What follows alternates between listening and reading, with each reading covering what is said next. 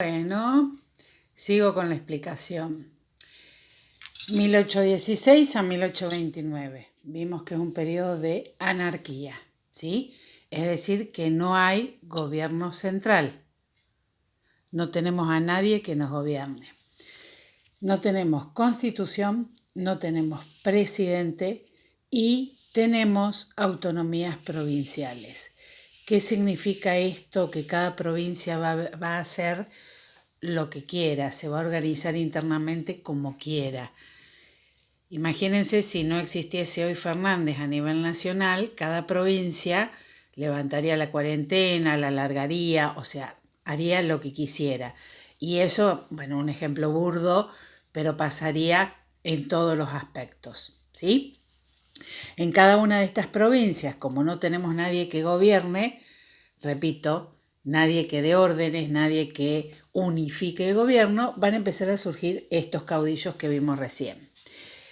Obviamente cuando las cosas no tienen un gobierno central, cuando los estados o las provincias no tienen un gobierno central, no eran cosas, las provincias entre ellas no se van a llevar bien. Entonces empiezan a firmar acuerdos interprovinciales. En el texto que ustedes manejan tienen dos, pilar y el cuadrilátero. Yo les agregué un tercero porque este es el trío de acuerdos o de pactos más importantes. En realidad se firmaron más de 100 pactos en este momento. El objetivo de todos los pactos era más o menos el mismo. ¿Por qué se firmaron tantos entonces? Porque se firmaba uno, una de las partes no lo cumplía, entonces se firmaba el otro. Una de las partes no lo cumplía, se firmaba otro, ¿sí? Entonces, entre el Pilar y el de Venegas hubo muchos pactos en el medio, y entre el de Venegas y el de Cuadrilátero también. ¿Se entiende?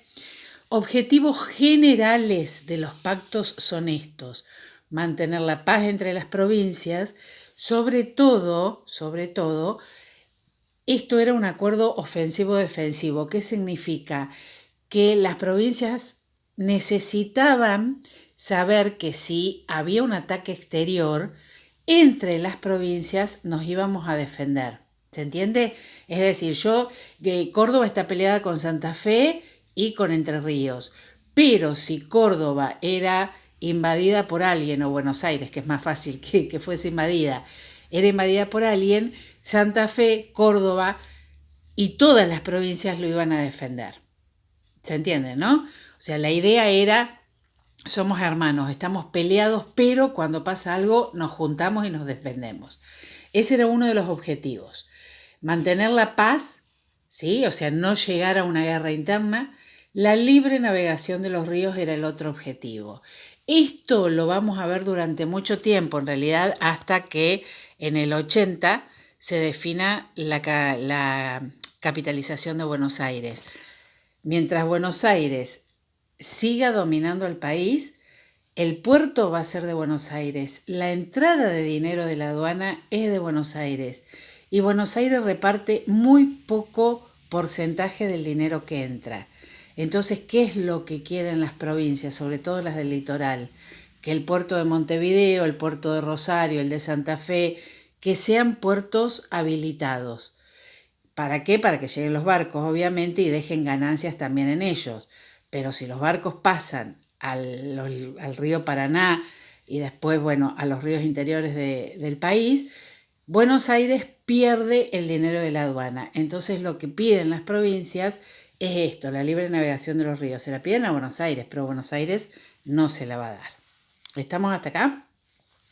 En 1824, en medio de toda esta situación de anarquía, hay un intento para organizar el país. Y ese intento es el Congreso del 24, en donde se definen dos leyes, la ley fundamental y la ley de presidencia. La ley fundamental determina que cuando se haga una constitución nacional en el país tiene que ser aprobada por todas las provincias. Descubrieron la pólvora. Esto hace de 1816, o sea, hace 8 años que se está diciendo, ¿sí? Y esto sí es nuevo. Se le da legalmente a Buenos Aires el cargo de encargado de las relaciones exteriores. ¿Por qué? Porque como no hay absolutamente nadie a nivel nacional que nos represente, necesitamos que alguien lo haga. ¿Sí? Si viene una autoridad del exterior a nuestro país, tiene que ser recibida por alguien. ¿Quién va a ser ese alguien? El gobernador de Buenos Aires. ¿Sí? Entonces Buenos Aires se va a encargar de las relaciones exteriores. Esto significa, por ejemplo, si alguien nos declara la guerra, es Buenos Aires el que define si va a la guerra o no. ¿Se entiende, no? Todo lo que tenga que ver con el exterior lo va a definir Buenos Aires. Es decir, el resto del país en el Congreso del 24 le dimos a Buenos Aires el poder que hoy tiene. Y la ley de presidencia determina que provisoriamente van a crear un poder ejecutivo y ese poder ejecutivo a nivel nacional se lo van a dar a Rivadavia. ¿Sí? Rivadavia va a ser nuestro primer presidente. ¿Estamos hasta acá?